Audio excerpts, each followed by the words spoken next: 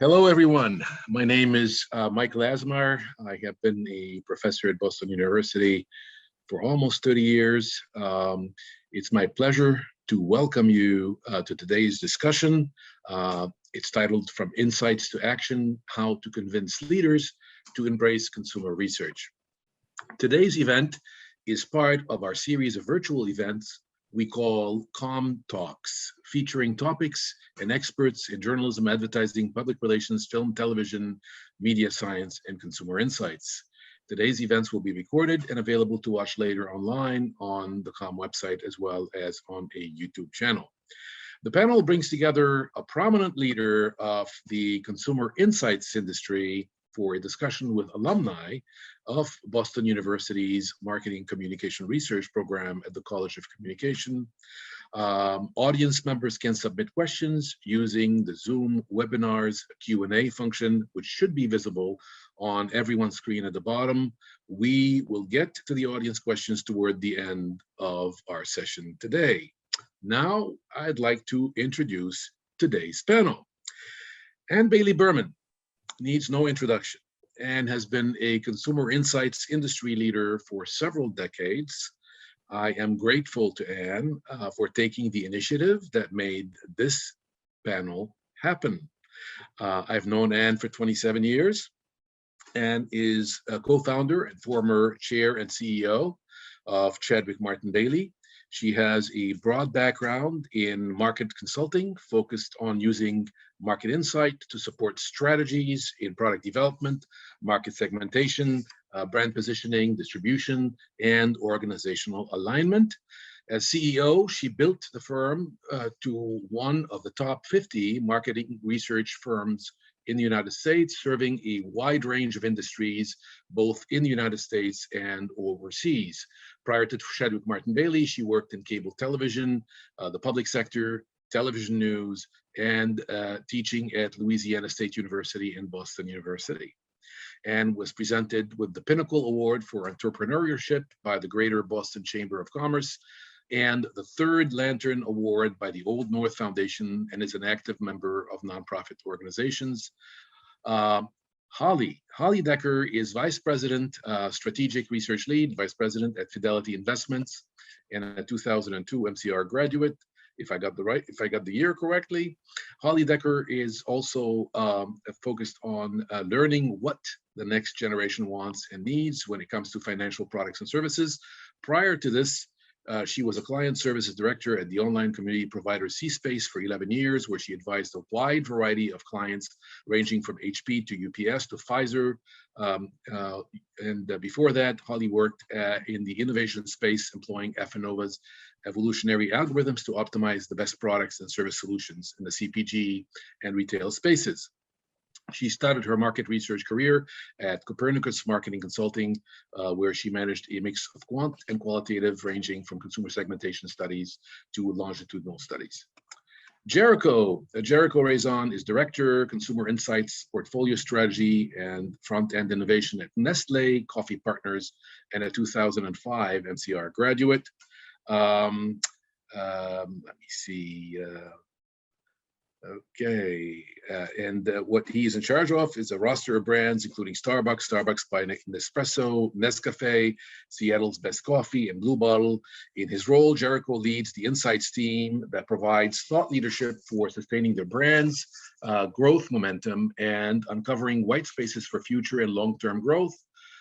Jericho leads the organization in building a portfolio vision where he anchors on consumer insights and segmentation studies.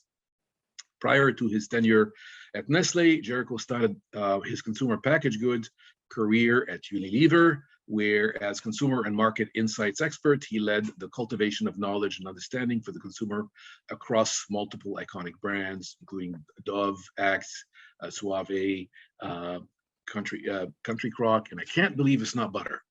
I hope I'm pronouncing all these correctly. Before Unilever, Jericho spent his early formative years in the corporate world on the client side in New York City with the American International Group, AIG. Liz Weiss is Senior Director, Advanced Analytics and Data Management at Chadwick Martin Bailey, and a 2010 MCR graduate. She is currently the Senior Director, as I said, at Chadwick Martin Bailey, a Boston-based marketing research consultancy. She specializes in advanced analytic techniques like segmentation and conjoint analysis, and regularly works with clients in a variety of different industries, including Airbnb, Mattel, LinkedIn, and Vanguard. I will now turn to Anne to lead the discussion. Thank you. And that was very kind, your introduction. From insights to action, how we convince leaders to embrace market research appropriately. I think this is a concern for all market researchers, whether you're on the client side or whether you're on the supplier side. But we in the market research industry want our data used as insights that support good decision making. So what is going wrong? The market research industry is growing. I actually looked it up. According to several sources, the global market research industry exceeds $76 billion in 2021. That's about double what it was in 2008. And then the American market is about 50% of that. And it gets even more important because the predictions are now that over the next 5 years, the growth will be the industry will get up to $108 billion.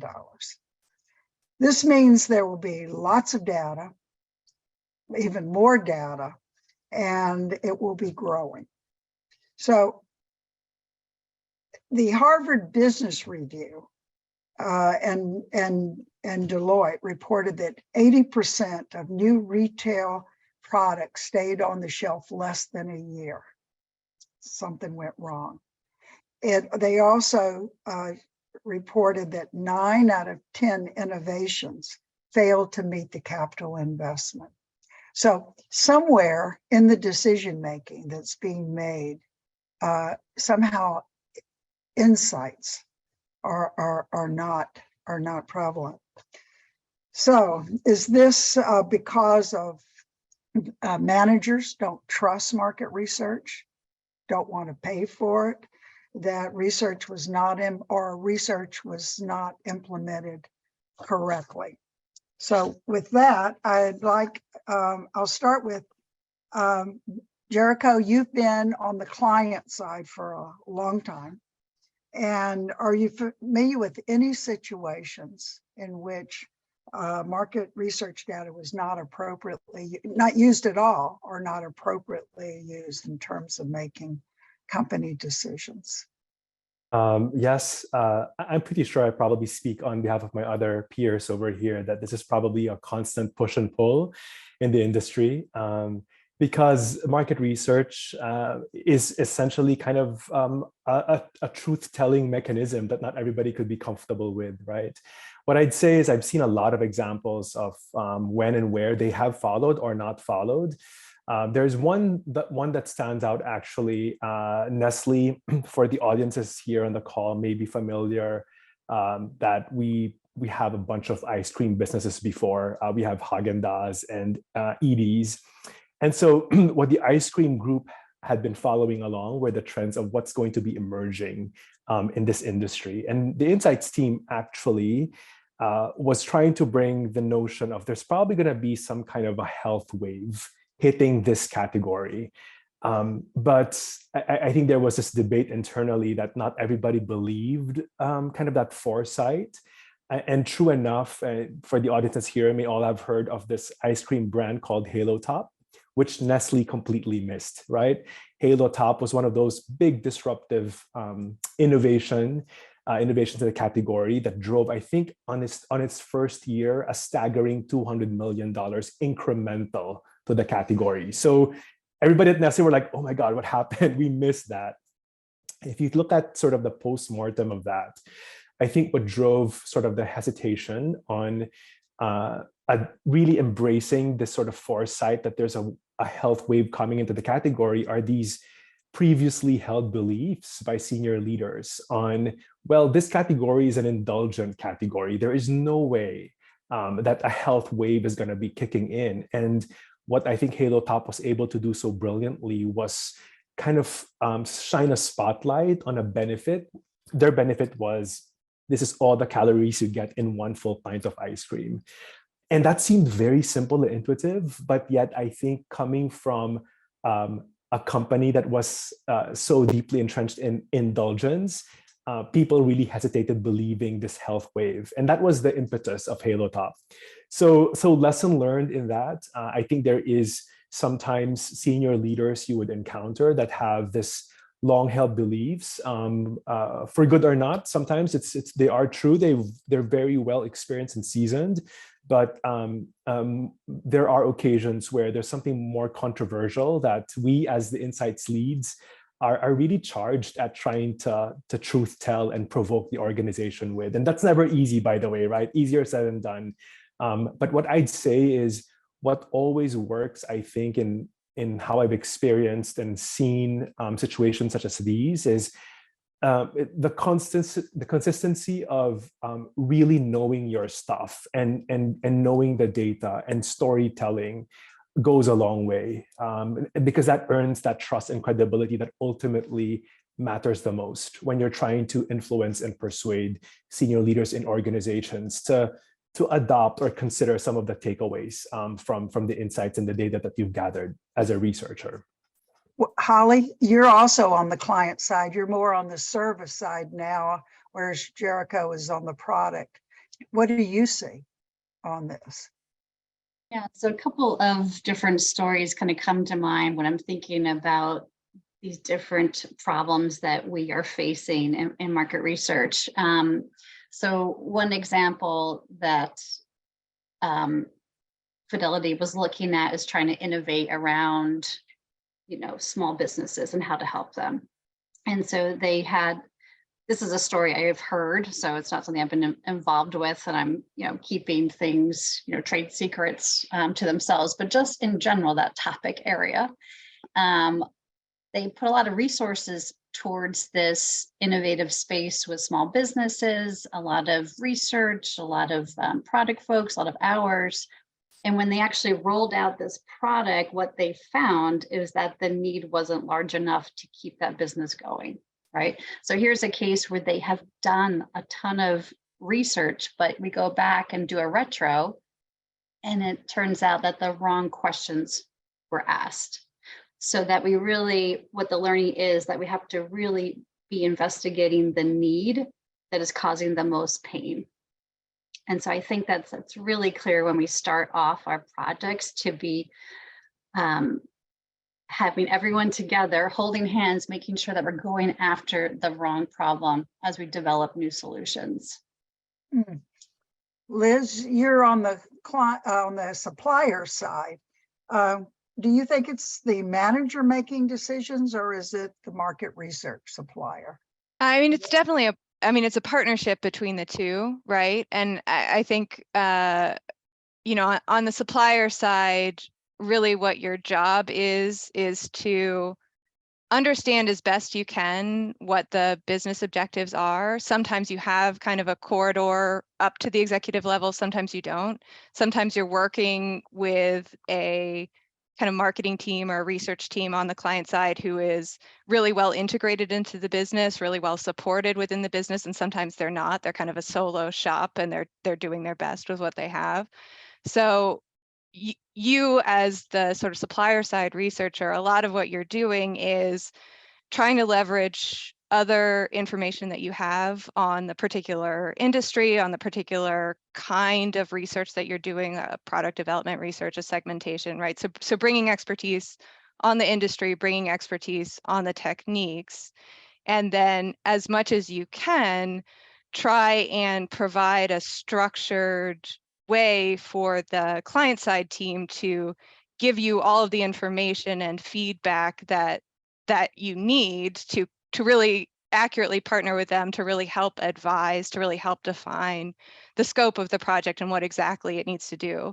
And especially, I think one of the big things is, especially for a lot of that foundational research, a very sort of simple sounding business objective, like we want to grow our profile in the marketplace, right? I mean, that sounds very, very simple, but that as a business objective leads to a ton of potential research questions, right? A ton of things that you might delve into more deeply.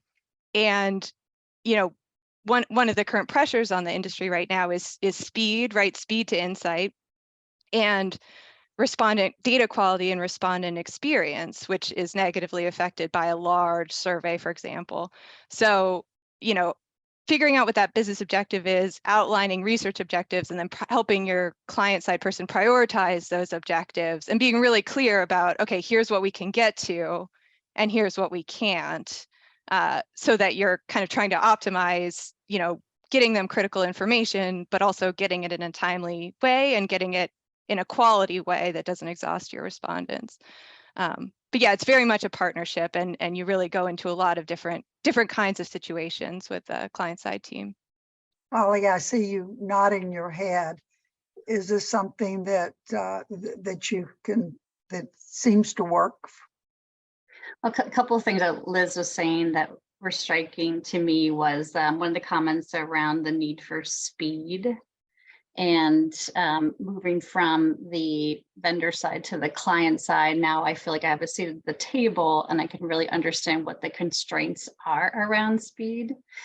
And I have seen that with that pressure, there have been times in which one of our vendors might share a work in progress of a model, of a report, and that doesn't always end well because all the points of views haven't been thoroughly discussed and as a team with the vendor, with our team, with our product area beforehand. So I don't think that this issue about time constraint is ever going to go away, but we have to think about how do we make it work. So definitely seeing that kind of issue. I have learned the importance of creating that buddy, having that partnership with your product people and with your vendor. So beyond just like a surface relationship, you really need to know each other so that you can build that trust to get to deeper insights. Also thinking about the folks that you are bringing in at the start, it's better to involve more teams, more eyes on it so that you can look at how we could help the company more broadly instead of a very tiny question. So we're trying to bring in more points of views, getting more people involved at the start, but also looking ahead for the socialization plan to get these insights further into the org. How is that possible? Whether that's through demo days that we have, or more opportunities just to share our insights more broadly at the company, or can you get it onto an executive level agenda for their upcoming meeting? So a lot of communication on networking is needed. I agree. Jericho, what do you use? What is your technique for being able to bring in data that really becomes insights to your company's decisions? Yeah, so I'm resonating on the speed element. That's a challenge. So agreeing with my co-panelists here, there's a very simple tool that I actually have been using for many years now. I've encouraged my team to also use. It's very simple. When we're sharing insights, there's always I call it a what, a so what, and a wow, now what part of it. And I encourage my team to always ensure that the insights don't end up as a share of numbers and data, but there's a real now what to that, right? A so what and a now what. And I think what that requires is being on the client side, a really good understanding of the business, and really knowing, and you had mentioned earlier, the attrition on innovation because of CapEx, right? And that's one of the things that I think becomes really valuable when you're an insights thought leader in the organization, is to inform what you are bringing to the table of what you believe the consumers want with the realities of the business, with CapEx issues, with manufacturing issues. So it is important to sort of get a base level knowledge on that. I'll tell you a bit story on here. Many years ago, I was in Unilever. There was a a concept that we had tested with Nielsen bases then on a spread. It was, I can't believe it's not butter, with fortified elements on, I think there was like a vitamin benefit to it. It really ranked very highly on the concept interest score. And so as a rookie myself, I was like, hey, marketers, here is the future. There is like, an $80 million business here. What are you waiting for? And then it was a little naive of me, but it was a really good learning moment to understand where you looked at what the platform was. It was an over-engineered spread that would have taken our margins by as much as 10%, right? Which is a complete no-no in the grand scheme of things when you're scaling and trying to stay steady on your CapEx and your margins. And that was a really good experience for me to understand that you don't conduct research and cultivate data in a vacuum. It has to be fully informed by a good sense of perspective of what the challenges are. And that's only one area. There's another area around claims and legal. And I think some of my peers here can relate to that. There's so many things around those components that really requires us to ensure that we're getting a full perspective. Research should not stand in as a vacuum. Otherwise, the odds are the executive will probably not listen and probably give another minute or two on that, because it becomes a little bit more tone deaf without really taking into full account what this means for the business. So, yeah. One of the magic words that I heard earlier from Jericho was actually a word that I was talking about in class this week. And I told them, I wonder whether anyone's going to bring it up, which is the magic of storytelling as a way of actually communicating the findings to the executives in a way that the executives can relate to. And I have the concept of putting on multiple hats. You have to put the hat of the executive when you're thinking about your research, the so what, essentially, as it relates to the business aspect of things. I wonder how important is storytelling, I guess, in the context of making the research more relevant and making it more, I guess, appealing for the executives to take into account. And that funny, you and my minds work alike. I was just about to bring up storytelling. So where does storytelling work? Do you use storytelling? Everywhere is how I think about it. And Liz and Holly, let me know what your thoughts are here, but it's simply everywhere. And storytelling can take in different forms and different approaches, right? I've used really provocative, we will be left behind, this is a massive opportunity if we don't act now storytelling, and also as much as I've used here's the consumer, bringing them to life using real tangible videos or hearing the sound bites, hearing the tensions from consumers to really bring them closer. There is a famous quote that we use in the organization. I think it must have been used in others. Maybe Liz and Holly are familiar with this, by John Le Carre, saying the desk is a very dangerous place from where to view the world. And that what that means is it really is important to, at the end of the day, bring the consumer at the front and center of the conversation. And that's an integral piece, I think, of the storytelling. And more often than not, I think what I've found is working with fellow marketers are very attracted to human stories, to tensions, to the pain points, right? And that's a really great way of telling the story, because at the end of the day, we are in the business of, I think, making their lives better and solving, their day-to-day problems and pain points. And if we can kind of be reminded of that as a really meaningful purpose for what you're doing and what you're building, then I find more often than not, it does compel. And then you deal with the numbers after that. You deal with the financials, you deal with the CapEx. But if there's something so attractive with that story, more often than not, it does go a long way. And so you use it everywhere, every time.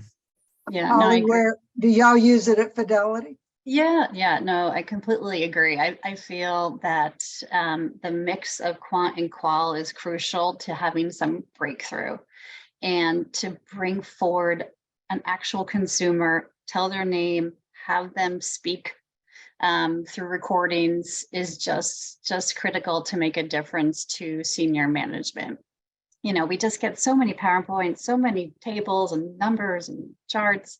Like this, hearing actual voices is going to be what's remembered. And I've been working on a voice of the customer program in which we're actually at an executive level meetings, bringing in consumers to actually have a conversation live, right? Live meaning Zoom now, right? Not actually live anymore. But that has brought tears to executives' eyes to hear the struggles that folks are going through with their financials after the pandemic, with their families, with healthcare issues, right? And it's those conversations that they're hearing that they take to their people, and as they think about their products and services and think about the consumer. So it's completely an imperative today. I always think of this as the art and science of market research, and storytelling is the art. The science, Liz, is in your bucket. How do you work with both the clients as well as others at Chadwick that have to come up with a way to explain data so it's insights to managers who are not science gurus? Yeah, I think, no, absolutely. I mean, you know, I think some of it is in kind of the organization of information, right? So, and totally agree with everything that's been said already, and bringing in the voice of the customer, you know, incredibly compelling in terms of storytelling. Another piece of it is just kind of how you're structuring what you're showing, you know, building a deck that's not, you know, going in questionnaire order, but rather something that's like, okay, this is our question. Here's one data, you know, here's a point of data that supports that question. Here's another one that backs that up. Here's one that seems a little bit different, and kind of, or, you know, driving storytelling through that organization so that you're, you know, you're making a point, you're supporting that point, and you're bringing your clients and then their, you know, their ultimate stakeholders along in this kind of aha moment. Oh, this must be the case, right? That strategic organization of information is really big in general reporting. It's really big in analytics results. So if you think about doing like a conjoint analysis where you're doing sort of product testing at a very sort of like, what are all the features of a product? What are the different levels? Which of these are going to be most appealing? Which are going to maximize revenue? Those kinds of things. There's so much data inherent in just one just a simple conjoint exercise will yield so much data, right? So many different things to look at. And so, you know, the way to make those results compelling are to go in with a hypothesis or go in with several specific questions that you want to ask, and then provide results in a way that, you know, answer those questions or refute the hypothesis or bring up something related but unexpected. And so a lot of it comes into, you know, organization in terms of knowing what you want to get out of it, and organization in terms of how you're structuring the flow of results. The other thing I'd say about storytelling is, I mean, I think we generally think about it in terms of results, in terms of reporting. There's on the supplier side, there's a lot of storytelling in the proposal phase or around your methodology, right? So your immediate clients, your end clients, they don't really want the nitty gritty of, oh, I'm going to use hierarchical Bayesian estimation for this. And we've found that, you know, this is the best software package to use. And this is how we're going to weight the data very specifically. Like they don't want the specific nitty gritty of all of that. What they want to know is kind of at a high level that you've thought through the methodology. Here's kind of the input that you need from them. And then most importantly, here's the specific output that I'm going to get. And the more you can make that a reality, like the more you can visualize that for people ahead of time, the more they're going to trust you. And also the more they're going to be able to partner with you. If you give them this framework to provide feedback or think about what they need on the back end, the more then in the sort of design and development phase, they're going to be able to give you the sort of specific information when they have that sort of end in mind. So I think storytelling really is important kind of at all phases of the project, not just in the results phase as well. What else is important in the process? Like if I were to interject here, I want to pick up on something Liz said.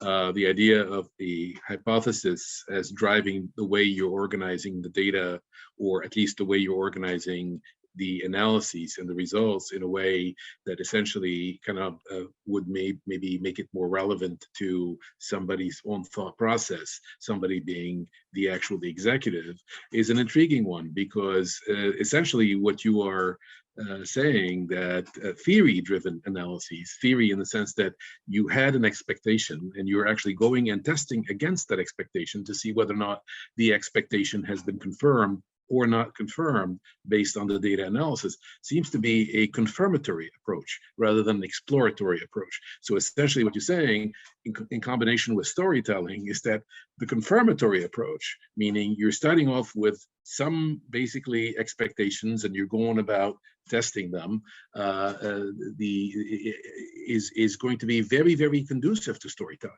in combination with basically the visualization that you guys are talking about. And that's very interesting, because a lot of people don't think about theory as being related to anything that people are working on when they're working in consumer research. But the reality is that it is, as Liz said, an integral part of it. Yeah, echoing that, Michael, at Fidelity, we are very focused on having our partners develop their problem statements and then their hypotheses. And we don't want to engage in a project unless they're coming to us with that. We will work with them to revise them, deepen them, think of them in different lenses. But I think it's so important when we do the research that we can reflect back on where we started, what we were thinking, so we can, refute them, but we can prove our work. And back on the vendor side, I felt like so much of our work at times could be driven by validating what we know, and that would be the objective, versus having like really thoughtful conversations ahead of time, and thinking about our business objectives and marrying that all together to come to the actual research approach. So I think at the vendor side, it's hard to get into those conversations. You could have a weekly 30-minute call versus when you're at the client, you're meeting constantly. You always have meetings and you're always talking about different related topics that are tangential, but then you can connect the dots and see how they're related, and then you can build stronger hypotheses. So I feel like that's back to the importance of having that real strong partnership with your vendors. How far up in the organization do you have to reach to get data, to be able to provide data that becomes insights that are trusted? Is it all the way to the top? Is that what causes research to be used or not used? Or is it the workaday teams that are involved in your organizations? I mean, Jericho, I see you. Well, I'm sorry. Go ahead, Jericho. Go Yeah, ahead. go ahead, Jericho. No, I think it's the continuum, and depending on what we're talking about, right? There are more turnkey foundational work like my brand health tracker and my equity standing and those kinds of things that are socialized on peer or associate level all the way above, and those tend to be hopefully not too disruptive because it's equity. It should be not much of a surprise. But then there's also examples where it could be a totally new platform that requires CapEx investment, a lot of effort and resource, which would need the endorsement of the president or even the CEO, which would be really like the highest of the high in my mind on the stakeholder that you're trying to persuade or influence. And again, just to reiterate, I think that's where the storytelling becomes a really important tool on why are we doing this? Why does this make sense? Why is the investment worth it?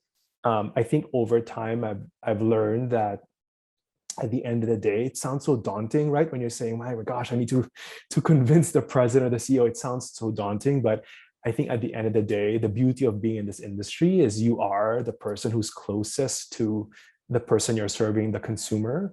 And that's all that it takes. I think the honesty and what goes into that data. And if you have, I think, the story that really convinces you yourself that it is the way to go, it naturally, more often than not, would find a really good, almost seamless way of making its way to the top, into the decision makers. And if it is in fact convincing, because you've pressure tested it so many times yourself, they will make room for it. They will make way for this kind of investment, for this kind of decision. And that's I think the nature of, and the beauty, I would say again, of kind of being at the forefront of the data, of the trend or the insight and what you're seeing. And it becomes easier from there on out, has been my experience. Yeah. Holly, you were going to say something. Yeah. Similarly, I'm so excited to see that insights are needed at the highest level. Decisions are made based on them. So the work that we do will go up to the president level for big decisions. So that just, I didn't, coming from the vendor side, I wasn't sure how much of an impact data and insights can have. And so at our organization, I am seeing that, and has to become very executive level, right?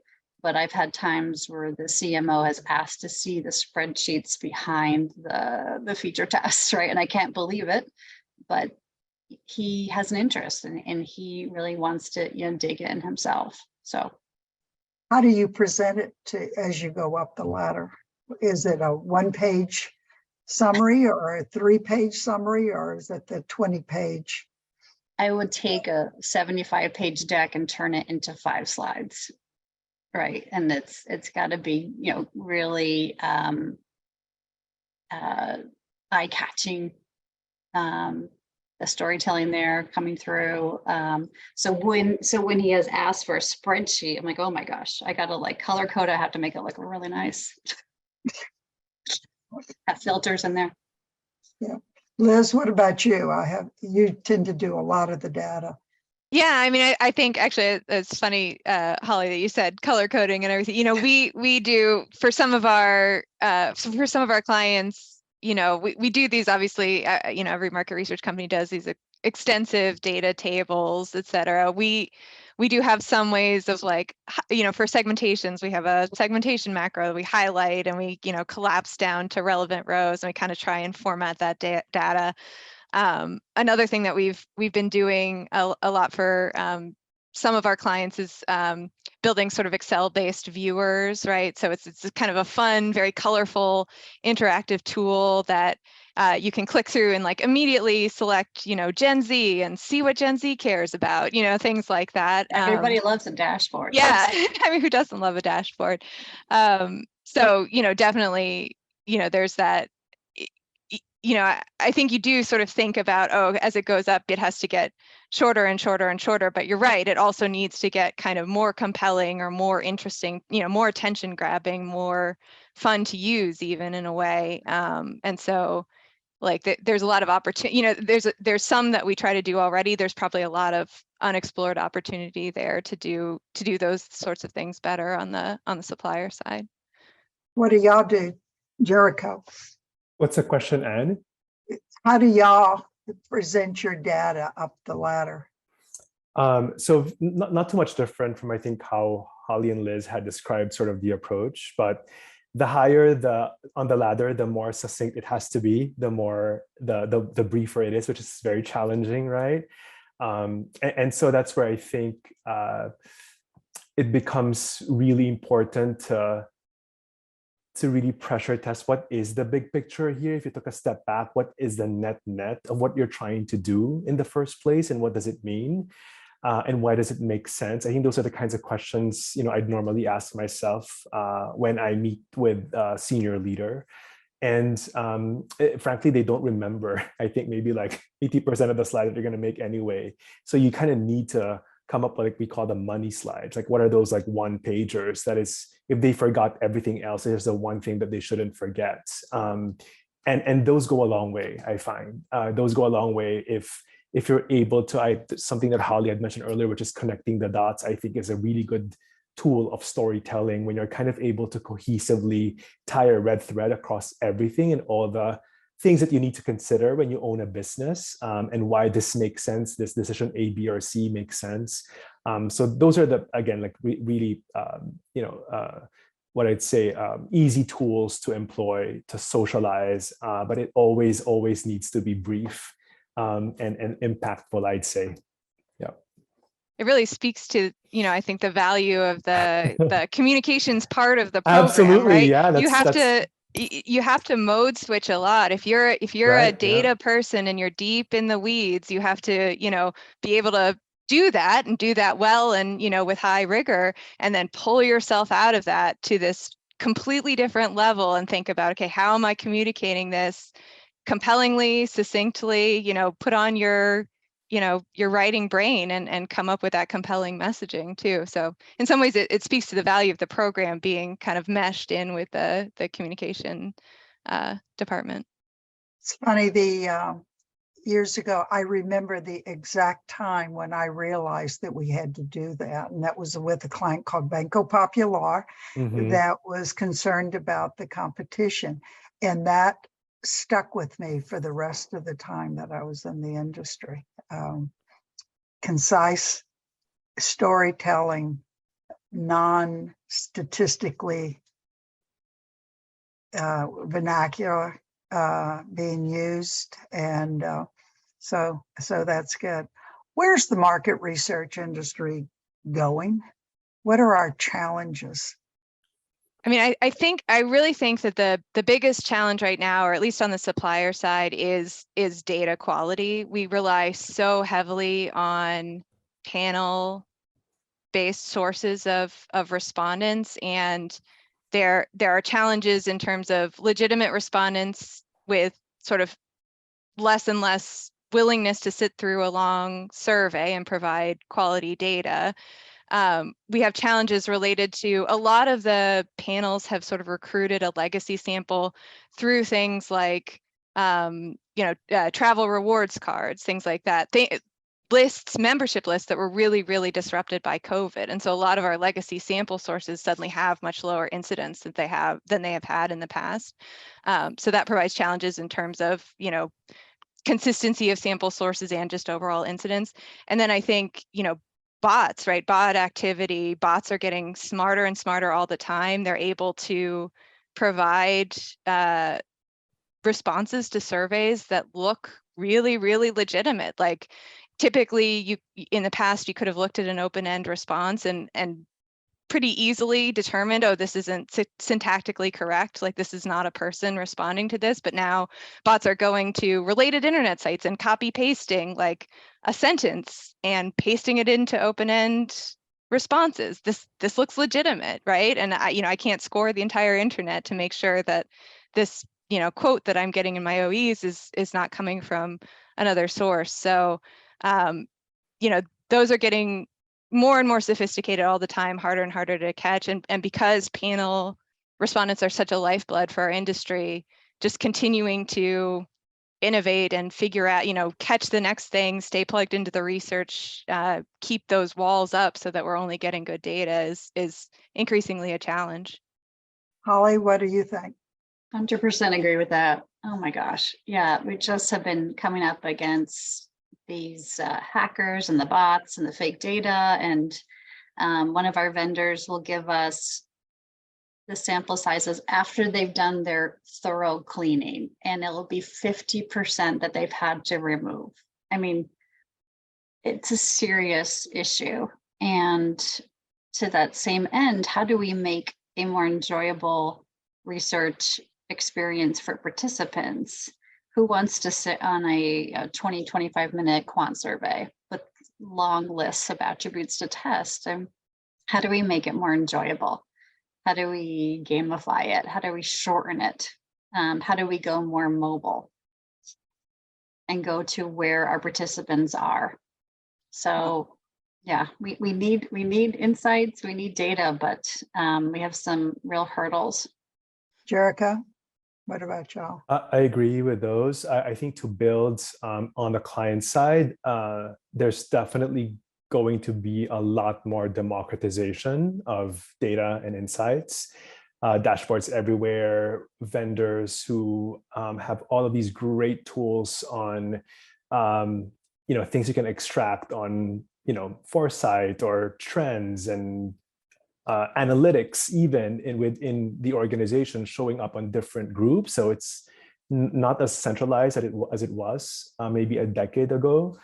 And so what I'd say is, I think if you are interested in building a career on the client side, the real value derived from a market researcher is not to just be a market researcher, but a business owner, because the data piece, and I encourage my team as well, like, don't spend time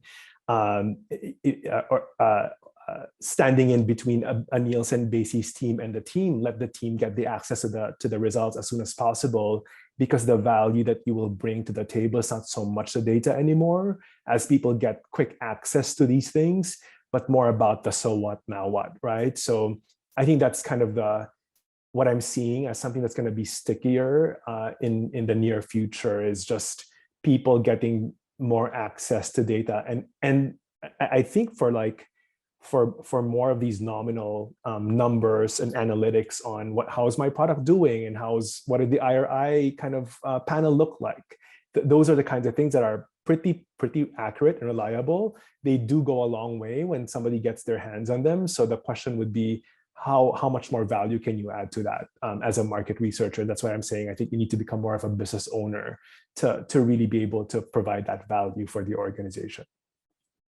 Well, we're on that. We got a question from the audience. Let me pull it out a little bit more so I can read it.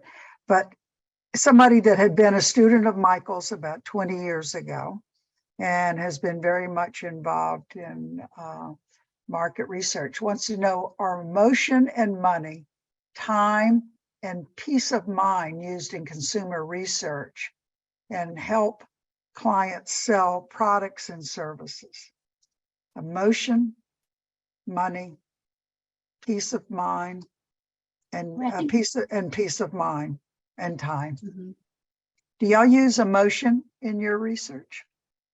Yeah, I mean, so at CMB, we have a couple proprietary approaches. There's one called Emotion AI that really, the selling point of this is that emotion is incredibly important in consumer decision making. We use it a lot in terms of brand relationships. So what kinds of emotions do these different brands elicit, and kind of how does that compare to other brands in the same space? So, and looking both at, sort of looking at it on a couple of different axes. There's the strength of the emotion, the activation, and then there's the positive, negative valence of the emotion, and kind of looking at it in a quadrant in that way. Do y'all use, Holly, you and Yeah. Jericho, do y'all use Yeah. emotion? Yeah, we have a behavioral economics team, and they've developed a net emotion score that they study our customers with on a longitudinal basis. So, I mean, it's really important to understand how folks are feeling, especially in the financial services space with the market volatility and inflation, recessions on people's minds. I mean, we got to understand how they're feeling so we can provide appropriate services and products. What Yeah, about you, Jericho? same here. And just to frame it the way that Holly did, we at Nestlé, for example, have been really focusing on this notion of financial fragility and who a financially fragile person is. And I think the aha for many folks in the organization has been that, well, financial fragility is not the person who's earning beyond XYZ income. It's actually a person who cannot take a $1,200 hit if something shows up, and that actually is way more. That's possibly the next door neighbor, or even many of us, right? So there's that pretext that's very real, I think, in among our consumers today. And to Liz and Holly's point, we've definitely been looking at that and been spending time and resource to really understand a little bit more deeply what that means. Where you have that sort of situation where does one scrimp or splurge, as an example, and some of these dynamics that are operating with overall consumer packaged goods. and those in my mind ladder back up to those fundamental things around emotion and stress and money, which I think is pretty universal areas to observe and to try to investigate. One question we had is, how do you know when your market research is successful after the fact? Do you look at your market research afterwards and say, yay, nay, let me try something different? How do you handle perceptions of success? So one thing that we are doing is collecting the impact of the insights from all of our business partners. And that will give us a scorecard on how we're doing. We're also conducting retros on the whole process. And that can include the actual methodology that we use, the questions, how could we have improved it in the future, brought in other specialists. So I think it's really important that we do take that step to go back and re-examine, because we're all experimenting here. We don't know what the best solution may be at that time. So we're going to learn from that and move forward. But I found it very difficult when I was on the vendor side to collect any impact of the research to measure that success. But now on this side, I mean, it's a real, you have to be able to prove that we are making a difference, or our purpose is kind of questioned, right? So yeah. What about you, Jericho? You're on the client side. How do you?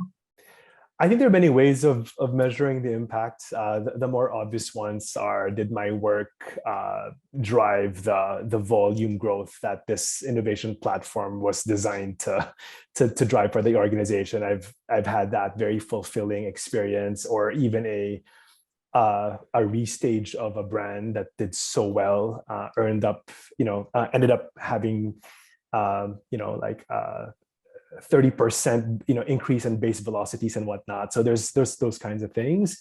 But I also think about some of those past work that I've done, I think going back to what Professor Lasmar had mentioned earlier about proving or disproving hypothesis. Was it Holly or Liz? But I consider that a success as well when my work actually killed a project. When the data and the insights redirected what had been foregoing assumption of a project. And that's happened before to me in the past, and I found it gratifying actually when some of the work influenced killing a project because it would have been the wrong decision to make, and that to me is successful as a market research community that influences the business. Those are the kinds of things that actually fulfill me as well. When you're able to disprove some of those foregoing biases and hypotheses that are actually at the end of the day not going to be useful for long-term growth and opportunity.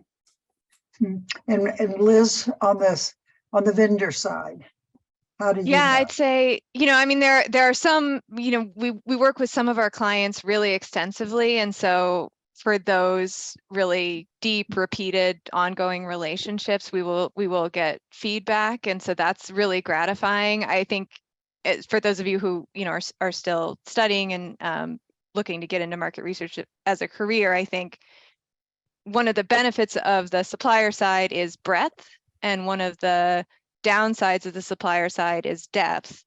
And what I mean is you get to work across a huge number of clients on a bunch of different objectives. You're always switching around. You get to see, a really interesting mix of things in action. But a lot of times, you finish your project, you give your final presentation, you send it off with as much, context and will to win as you possibly can. And then, for you, it's over, right? And you don't have that kind of seat at the table. You don't have the ability to move it up the chain. You don't have the ability always to suggest future research or correlate it with other research efforts that are meant to support it. So I have thought that, being on the client side, one of the real benefits would be that greater depth and that greater ownership of the research and that greater that greater ability to work across different projects to serve the same objective. Thanks. And then we have another question from Cassidy, a current student in Michael, in your program. What programs do you use to make dashboards that you mentioned? And then the next one was something, Liz, I think you thought of too as well. What advice do you have for students looking to enter the market research industry? So first, what programs do you use to create the dashboard? So I build a lot of smaller scale dashboards in Excel, which is probably not the kind of correct program to use for dashboarding, but in terms of making it really quick, making it very customizable. There's a ton that you can do with the developer tab in Excel. That's a lot of fun, and a lot of clients get a lot of use out of my Excel dashboard. So that's been, it's really fun. I really enjoy it. It's maybe my favorite part of my job is making these little tools in Excel. So, but at CMB, we also use Tableau, we use Displayer, and then we've started to do some things in Shiny as well. So, you know, I think to some extent we're platform agnostic, and a lot of the decision about what kind of platform you're going to use is driven by like what your client is already using, what they have, what the licensing structure is like, what you can get them a license for. So I think there's a lot of benefit to just being open to dashboarding in general, but not necessarily deep diving into a single kind of dashboard, but really, you know, this is valuable and it's going to be valuable across different platforms. Holly, what about y'all? What do y'all use for dashboards? So I'm not really creating dashboards anymore, but at CSpace, we were using Tableau. Other folks here in analytics use something called ClickSense. And so for my role, I'm more of just using the dashboard and pulling out insights. In terms of advice for students now, I would suggest starting on the vendor side so that you can work in a wide variety of industries and also actually get into the data and actually do a variety of different techniques. I agree. Jericho? Dashboard, I don't build dashboards, so not the person to ask, but we use a bunch of different things, like Tableau as well. We do this supplier called Data Essentials, which is an awesome kind of trend hunting dashboard for us. Some of those Kantar equity trackers are sitting on dashboards for real-time views for the team. So yeah. And then as far as advice, I'd say, I think if you are interested in the client side, I think along the same kind of spirit that Holly was mentioning earlier, do get yourself involved in a bunch of different projects, a bunch of different opportunities to learn, kind of different methodologies and different applications of, market research. I would say that the other important takeaway, as I've learned in my own career, is blur the lines.